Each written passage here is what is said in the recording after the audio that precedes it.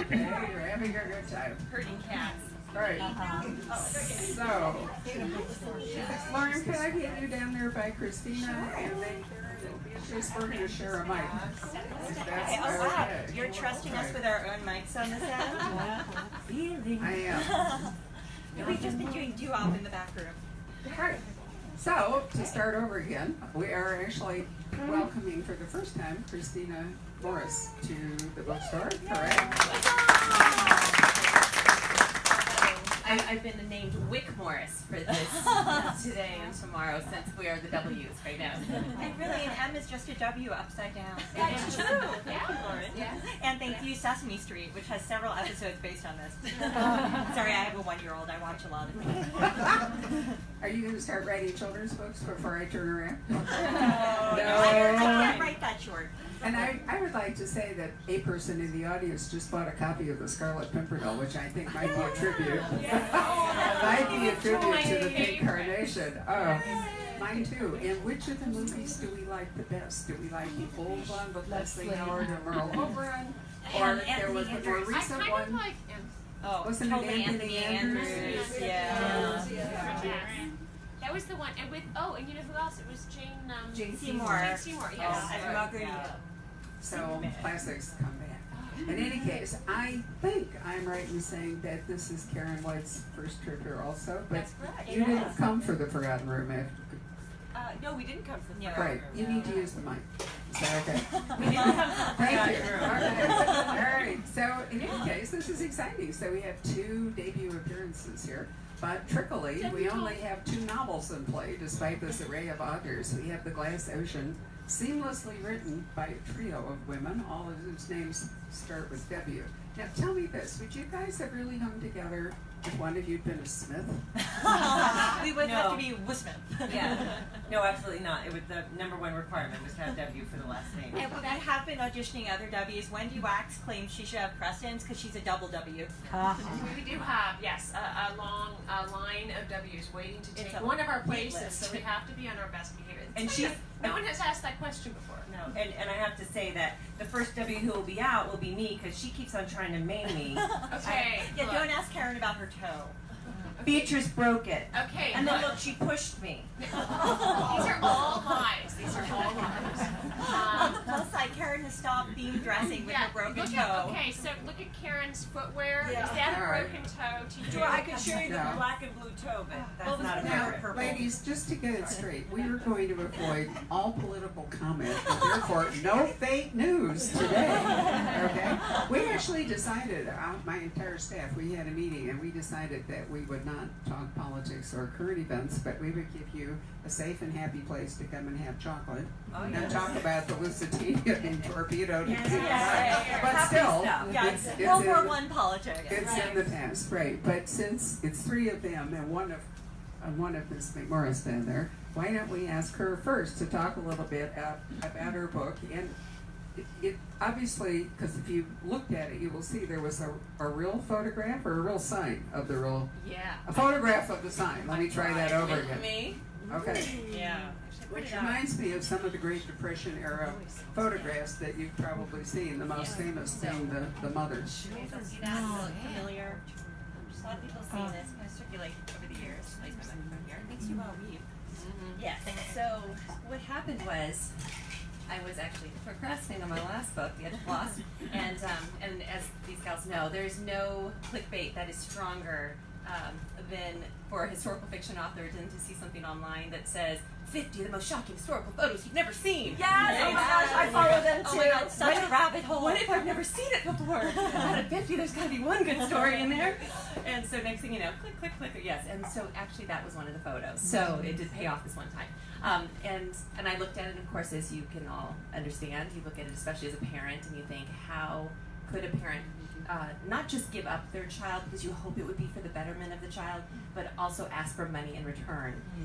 And so the horrible reasons come up first, but then more compassionate reasons start to surface, and you think, we just don't know unless we walk in their shoes. It looked like the Great Depression to me, which is what a lot of people assume. It was actually taken in 1948, and since I wrote the story, there's a lot of questions about the picture, and that's sort of what led to my novel.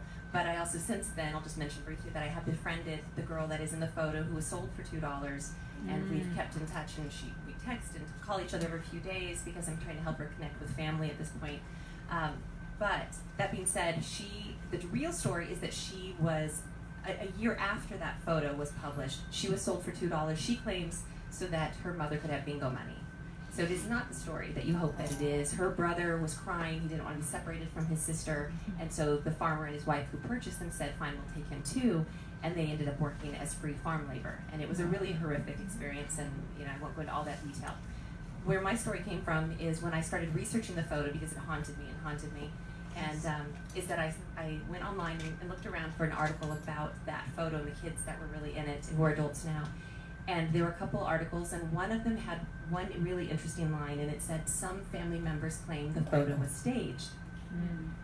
Now, when I look back at the photo, the sign is so perfectly painted with reflective accent marks on the letters, and I thought, that is kind of strange. Now, that doesn't change the fact of what really happened a year later, and within 2 years of that photo being published, every child in that picture, she was pregnant at the time, all 5 were either given away, taken away, adopted out. We don't really know all the details. The kids don't know the details. So for my story, to sum it up, I ended up looking at that line because I just didn't want to write an Orphan Train 2 because Christina Baker Klein's a friend of mine. I already thought that she did such a fantastic job with that story already. I didn't feel like I would bring anything new to the table by writing it from necessarily the kids' perspective of trying to find each other. So instead, what I did is I used that little nugget that I found, and I wrote it from a reporter standpoint. And so the Great Depression, he happens across 2 kids on a farmhouse porch in rural Pennsylvania. He takes a picture of them with a sign that reads 2 children for sale. He doesn't mean it for publication, but it absolutely catapults his career. And what he finds out soon is that it has devastating consequences for everybody in the photo. So that's why it's called Sold on a Monday. And without going into detail, we could mention fake news actually applies in this particular book. Nothing's new under the sun. Nothing is new under the sun, right. But it is an interesting dilemma in that when you do something and it works out well for you and it doesn't work out for other people, you have to review it and wonder if it was something we ever should have done, which happens to come into play a lot in the Glass Ocean. So which one of you wants to kick up? No, I'm going to give up the mic. It's okay. Oh, I know. Why don't you fill in, because we have to avoid a lot of spoilers here. Why don't you review what actually happened to the Lusitania for us before we plunge into the story? Well, we do have a big spoiler. Okay, have you braced yourself? The ship sinks. Just like the Titanic did. Yeah. And the Germans did it. Get up and walk away now. It was a torpedo. But it wasn't Captain Von Trapp. So this was one of the most depressing things we learned while we were researching. Captain Von Trapp, of Sound of Music fame, was a U-boat captain. In World War I. Yeah. But obviously he'd gotten smarter by World War II because he would side with the Nazis. Right. So he learned and grew. But we did not write his story, and he did not torpedo the Lusitania. Yes. But one of his co-workers did. Yes, and it was actually, and we sort of, the big, obviously iconic shipwreck is the Titanic. That's the one that's been sort of romanticized over and over, which is obviously a tremendous tragedy in its own right. But if you want to talk about a shipwreck that has truly changed who we are as human beings, you have to go back to the Lusitania, because here was a ship, this was in the era, they had actually just sort of, come to this agreement about what is civilized behavior. And there's this notion that a civilized nation does not kill civilians. It is a line that cannot be crossed. Kind of quaint, huh? Yeah, exactly. And so there's all this argument over whether or not Lusitania had munitions aboard. That was certainly the German government's pretext for torpedoing the ship. And of course they had posted a warning, did they not, in the newspaper? On the cover of the New York Times the day before Lusitania set sail was a big warning from the German embassy saying, sail at your own peril. Once you enter, we are Britain is a nation at war. You're an ally of Britain, and therefore you are a target for us. Yeah, it was a British ship. Your ship. Yes. Right. And even though so supposedly merchant ships were fair game, obviously warships were fair game. Passenger ships were passenger not. ships, but Lusitania flew a British flag. There was some question over whether it was violating the rules of war by carrying war materials. And there's still a big debate. Part of the reason we wrote the book was in 2015, the anniversary of the Lusitania, there was a renewed flurry of interest about why the Lusitania had been sunk. Were there really munitions on board? And there was a billionaire who hired divers to go down and scrounge around to see if he could finally figure any of this out. The short answer is, not really. We still don't really know. There's no clear answer, which is infuriating. But it's great for historical fiction writers because we get to fill in the blanks in our own way. And actually, fun fact, I moved to a different corner of Connecticut about 3 years ago, and a certain man lives down the street from me. Robert Ballard. And And she wouldn't ask him for a blurb. I did not ask him for a blurb, but I did. I was at a cocktail party where he was there, and I didn't actually tell him we were writing a Lusitania book, but I did ask him his opinion. He'd actually gone down and explored the wreck. It was his opinion that it was a coal dust explosion in the hull that had, it was a secondary explosion after the torpedo, but of course the coal dust is highly, highly flammable. Whether or not there were munitions is another question, but the actual sort of secondary explosion, he says, in his opinion, was coal dust. And, he's kind of an expert. But the point was not so the point was that it was torpedoed at all. And once you cross that line, you enter, essentially, the 20th century, which is civilians are fair game. Civilians are used as human shields. Civilians are bombed.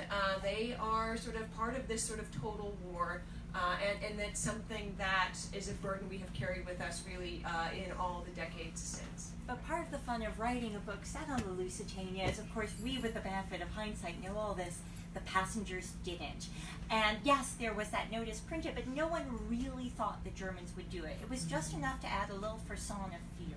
Of course, there was one woman, we don't have her in the book, but on the Lusitania, one woman had a psychic premonition the night before and didn't sail. But most people, There's always one. There's always one. And there's at least one passenger who wore the life vest 24/7, wouldn't take it off. So, but you get one of those on every ship. Yeah, you get one on But every most people thought, that was relatively safe. But there was that. It's like going into a house you've been told is haunted. You don't really believe there are ghosts. There's just a little niggling worry at the back of your mind, but you really think you're going to be safe. And that was the case with these passengers. So we had to put ourselves into their shoes and write without the benefit of hindsight.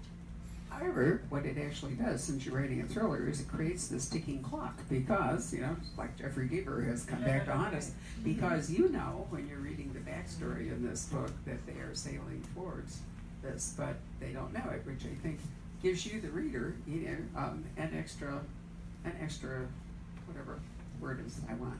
You feel slightly superior to the people that you're reading about. It's like whenever I read about Marie Antoinette and the Flight of Varennes, when you read something like that, deep down you sort of always hope it will turn out differently, and you know it can't. But as you're reading, you can't help like Jesus Christ Superstar, like the hero always dies, and you always want a different outcome. But you do. And of course, you could actually do that. You could, as novelists, not have the Lusitania sink, but then... This brings us to one of the funniest reviews we've ever gotten. And ordinarily we don't read our Amazon reviews, but for some reason we did this time. It was the first day, so Dum. So this woman, first of all, she wanted to let us know that she was a huge fan of the movie Titanic and had watched it multiple times. And this was not Titanic. Yeah, exactly. And that she was going to give it 2.5 stars, but the writing was good, so she gave it 3 stars. And she Googled it, so she knew. Yeah, she Googled it. Well, one of the things was that she just couldn't believe that we would put this in a book, was that it was a world at war. Why on earth would this ship sail? Because obviously we made that up. And, so there you go. Yeah, there you go. And then she'd also she Googled because she was under the impression from the book, which is true. It was many of the passengers believed that they would be under the protection of a royal escort, Royal Naval escort. And again, I think it was just that sort of self-pacifying thing that, this couldn't happen, and oh look, there's a ship over there that must be part of our escort, which wasn't the case at all. They just believed that.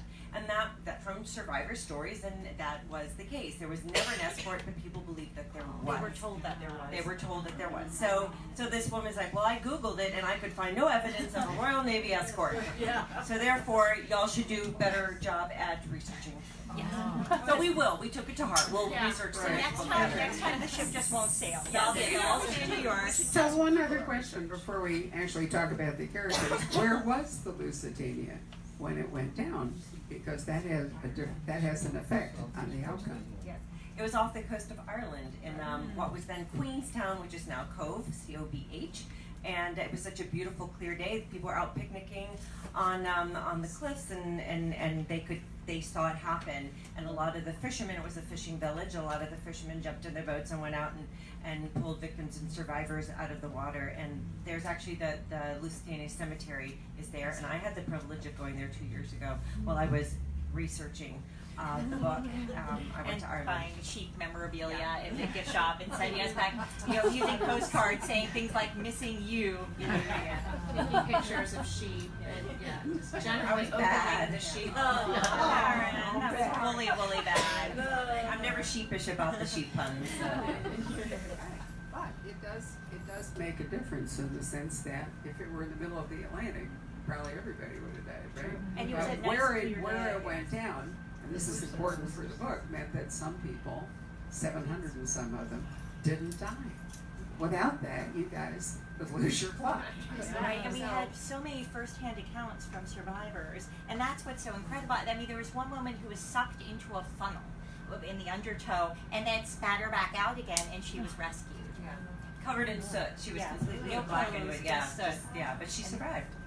And this is all possible because once we had sort of started outlining this, our original plan was to have one passenger. So when we do our books together, our collaborations, now all three of us in our individual books have sort of a multiple narrative structure where or usually it's dual narrative, so you have one character in the past and maybe one in the present, and you have this almost dialogue, something terrible or some great mystery or secret takes place in the past that is then reflected onto a character on the present who's trying to solve that mystery. Well, we all have that sort of structure in our books, so when we write in collaboration, we do three different narratives, three different characters in the past. So in this one, we were going to do three characters all on the ship, one in first class and one in second class and one in steerage, but we soon realized that wasn't going to work. Yes, there were some obvious problems with this plan, especially since Karen had the brilliant idea that we should all go on the Queen Mary to do method research. She's all about her research. Work. But that nobody wanted to be the passenger in steerage. That was, but I mean, actually the real reason was a little bit, what Barbara was saying is that, when you have the perspective of the future, when you know that the ship is going to sink, you know the outcome of this, and also, you know who survived and who did not, it gives you a certain sense of urgency, in that narrative in the past. So we decided what we were going to do was to create, have the third narrative be a character who was 100 years later. She's a historian. She's researching the Lusitania, specifically why her great-grandfather was aboard and the role that he played in the disaster.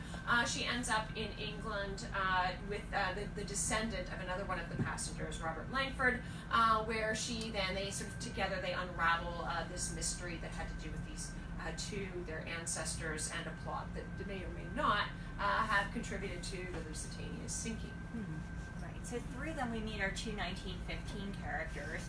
One is an aristocratic Southern belle, Caroline Telfair Hochstetter, who's married to a Pennsylvania industrialist, a self-made man, a rather secretive one, because he claims that for business reasons they have to cross the pond during wartime, but he won't tell her why. And he also won't tell her why he needs to sell her treasured Strauss music manuscript. And then in second class, we have, she's going under an alias of Tessa Fairweather.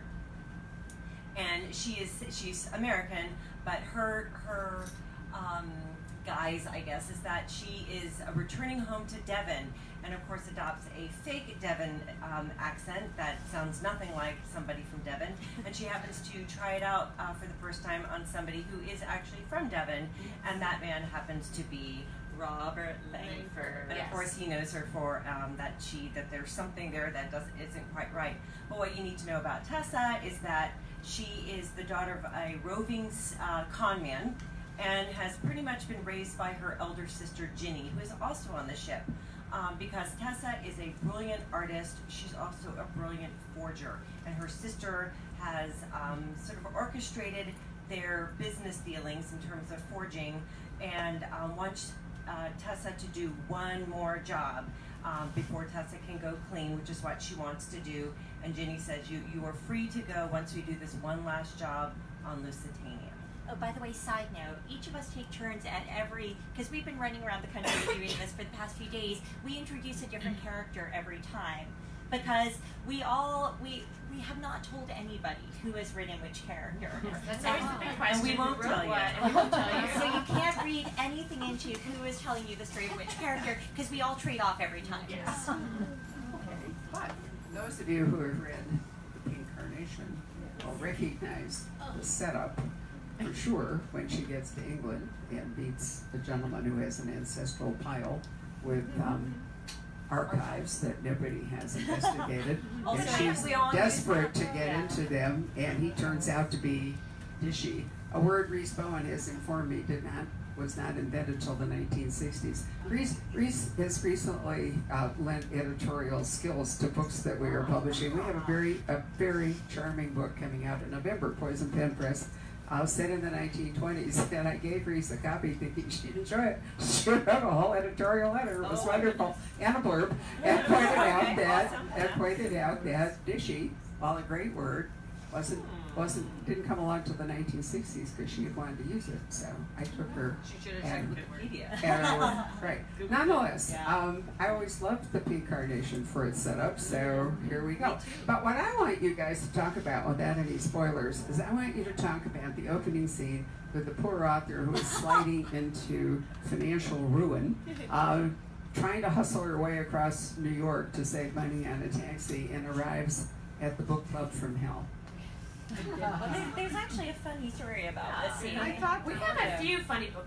Well, I think we were kind of excited to have, and I personally have never had. Have you had an author as a main? I don't think I have. No, as a main character, no. So we were kind of excited at this opera, and when we plot these books together, we plot them all out, do detailed chapter outlines, so each character is created by all of us. And we were kind of excited at the idea of, getting a few things off our chests as authors without going As public one does. complaining on Twitter. But this is actually based, what happens at this book club is based on a true story. Yes, actually, it's very funny because we were telling our good friend Allison Richmond about the first scene of this book. So that the scene happens, it's at a book club on Park Avenue with all these incredibly wealthy women in matching very expensive white jeans. Yeah, they all wear Skinny white jeans, skinny white jeans. Yes. And it turns out blonde hair. all of them got the book on Kindle from an online library, aka a pirate site. And get very angry when the author points out. And we're telling Allison about this, and she said, that was my story. Don't you remember? That happened to me. And Joe was like, right, we stole your story. So she's in the acknowledgments. She's the acknowledgement. So this was actually a true story that we heard, that, this had happened to this author. She goes to this book club meeting, and they've all got pirated copies of her book. And And they don't even feed her. You have to understand, we tend not to be that confrontational, but Allison got up and walked out and was furious. And she's rightly the so. nicest person. The nicest person in the world. So, yes, don't buy pirated books. Especially if you can afford not to. Well, and especially if you have access to a wonderful bookstore like the Poison Pen. Exactly.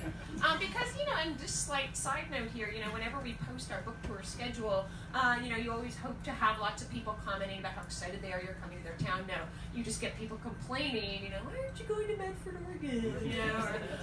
Why aren't you going to my hometown? And guess what? If you buy your books online, you're not going to get authors coming to your town. It is because of amazing bookstores like the Poison Pen who draw authors here, because large numbers of people come to author events and they buy books because it's expensive to take authors on tour.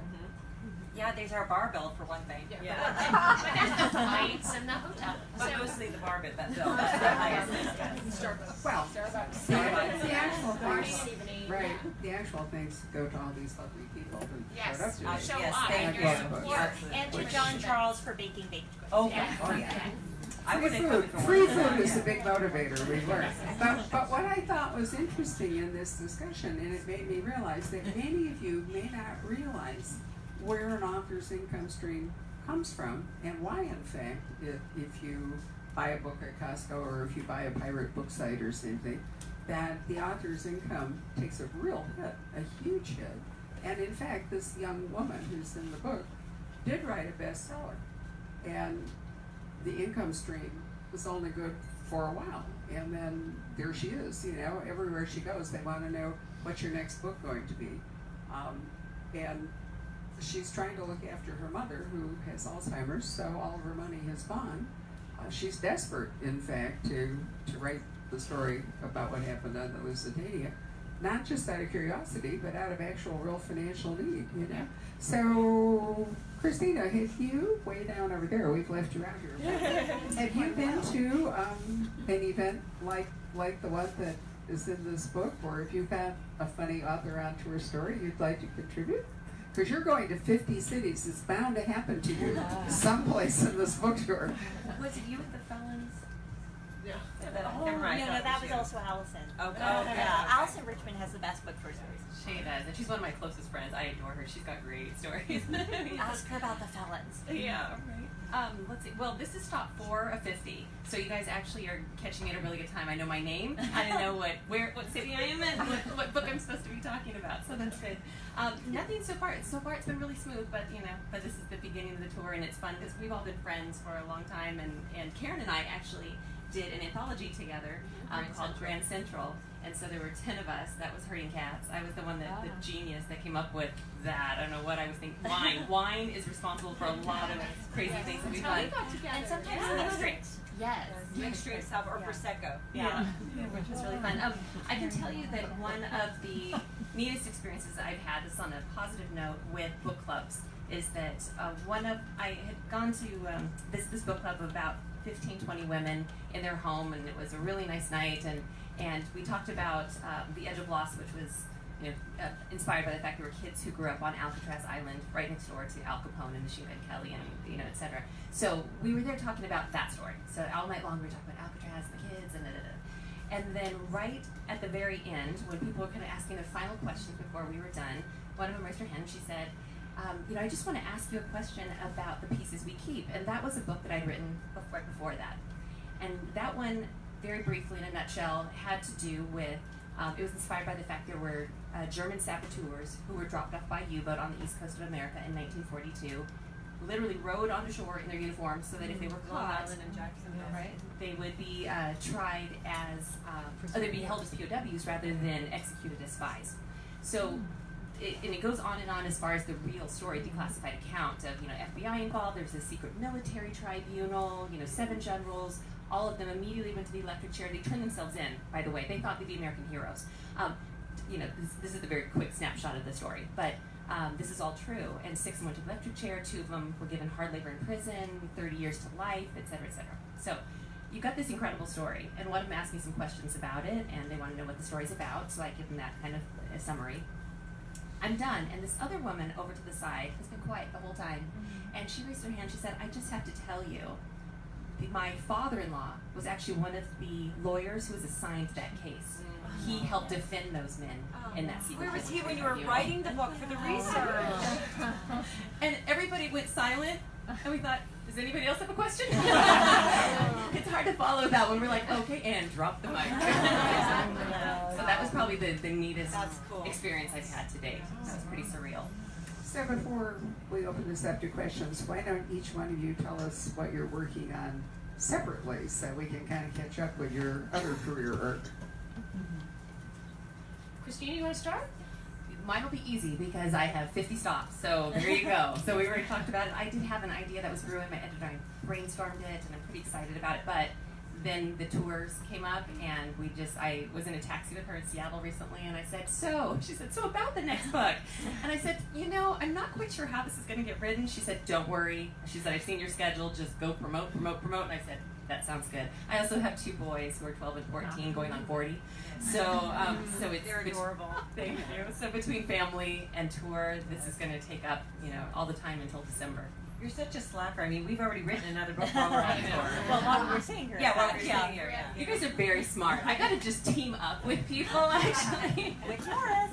I'm really good at editing. I'm less about the first draft. So, but this can actually work really well. Just pass it down, and I'll polish. I'll look for grammar. Oh, thank you. This will work really well because I love writing the first draft. I hate revisions like fire. I hate editing or proofreading, which is why I sent in some papers in college with some really funny typos. But anyway, that's a whole other story. This could work. We'll talk when they're not around. We'll talk all. But so speaking of revisions, I just got approval on the revisions for my next book. This book is coming out in May 2019. It's set in colonial Barbados between the 1850s, when a young Englishwoman from Bristol inherits a plantation she didn't know her grandfather owned, and the 18-teens during Barbados's one insurrection of enslaved peoples. And the book is called The Summer Country. Not just because editors love the word summer in titles, although they do. No idea what you're talking about. No, this one, the summer in this title came there legitimately because one of the characters, I like to use real people in my books, but not as themselves. I'll steal their lives and fictionalize them. And so there was one character I used very heavily for this book, and he wrote a letter home to England in the late 18th century saying 5 years have passed as nothing in this eternal summer country. And that phrase just sent shivers down my spine. And that's why the book is The Summer Country. And I just finished my revisions and turned them in, so I'm waiting for my copy edits, which will probably arrive while I'm on book tour, as it happens. I love doing Always. that. Yeah, but that's for, I write a series set in Charleston, the Charge Street series. Oh, you're familiar with it. And so on book 6, it's going to be called, so as much as people love publishers love the name, the word summer in titles, they also love the word Christmas. So this will be the Christmas Spirits on Trad Street. It will be out October 1st of 2009. Oh, how does Christmas work in Charleston with no snow, Karen? It snows. There's snow in the book. It actually happens once every blue moon. And it happened really last rock. year. It happened last year. So. Karen, Yeah. you gotta understand. Karen is from the South. Not I'm Karen's allergic not to like snow. cold. Does not like the cold. We have I could live in the stories. desert. I could live here. And we have actually, stories. here's a sign of Karen's sacrifice for her art. We got together to plot out the books. We dragged her to Mount Washington, New Hampshire. In to plot out November. her last In book. November. Because Lauren was pregnant again. So Yeah. You gotta stop. I only have 2. Just stop. But it seems like you're pregnant all the time. That's true. It does feel that way. it cuts into our drinking. It's They sent me a copy of Married Love. Oh, God.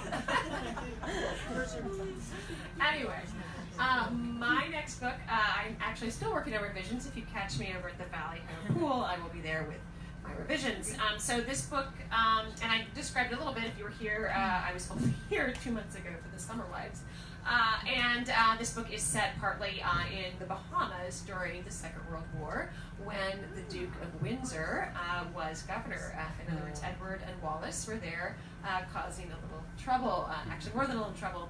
And then it goes back and forth between that, and then one of the characters, Mothers, has this story that's related to a character, if you've read some of my earlier books, Along the Infinite Sea. Not a character you've ever met before, don't worry, you don't have to read Along the Infinite Sea, although of course I would love you to read Along the Infinite Sea. I have 4 children to put through college. But so it's just a character that is mentioned briefly in the book, and I just thought she deserved her own story. So it goes back and forth between her around the turn of the century, around 1900, and going into World War I, and then her son in the Bahamas during the Second World War. It is called The Golden Hour. My editor was like, can you think of something with the word summer in the title? And I'm like, I can't do that again. I don't want to be, So the original title was The Last Hour of Sunlight. They said that was too depressing. So I said, well, what about Christmas well, hour. Exactly. Christmas hour. So we thought, well, the golden hour, which is in fact that last hour before the sun goes down, when it's a very golden light. Instagrammers love it because that's when you look the best. So, okay, at the golden hour, let's make sure we get lots Either of that or just photos. the Clarendon filter. Yeah, there should be a filter called golden hour. But anyway, that's and we will all, if you are planning to be in the New York City area in October, which is actually a great time to be in the city. Our publisher is Karen. putting a big event, and you can get sneak copies of both of these books, Lauren's book and my book, that will be out in the summer, and Karen's most recent book, Dreams Have Fallen. I went to New York last October. You saw Norma, and I'm so jealous. I did see We're Norma. both big opera fans. I got the last seat at the Met, which was a price that I'm not ever going to tell my husband. But buy lots of it's absolutely wonderful. However, I will warn you against going to New York on Columbus Day weekend because, true story, I was at 34th, just to the west of 5th Avenue, and I was meeting people for dinner at 50th Street, just a few doors east of 5th Gave Avenue. it an hour, I think. A walk, are you kidding? A walk I can normally do in 20 minutes, and there were so many people that sometimes you had to wait 3 or 4 times at one of the cross streets for the light to turn. I have never seen so much luggage, so much children and baby hair. It was an invasion of people from Asia. And literally, it took 45 minutes to walk those few blocks. Yeah, so you knew. I spent 5 years in New York, and so my elbows get very sharp, and you walk out into the street and go around them, and that's how you do it. But you're just Or what you do is you just don't I'm go to too short. Midtown. I'm a lifelong New Yorker. You just do not go there. All I'm saying is just, that is not the best weekend, but any other time. When is your extravaganza? The 17th. No, the 17th. Wait, Yes, it's October 17th. Karen Which is has a another Wednesday. event on the 16th, so she keeps getting confused. But that's Right. And my 17th. wedding She said anniversary is the 18th. 18th, so that's how I know. So October 17th, you'll be happy to know that Deborah Harkness will be here with her new book in the All Souls world. So, If yay. you want to avoid the traffic, then you can. You can come here, right? See how that goes. PK, do you want to? We're going to say goodbye to our Facebook audience and thank them for coming, and then we are going to open up. Oh, I forgot about that. Oh, hi, everybody. Rewind, censor. Yeah, right, they'll just bleep some stuff out. Oh, darn. Yes, I well, forgot, that's what that's for. Yeah.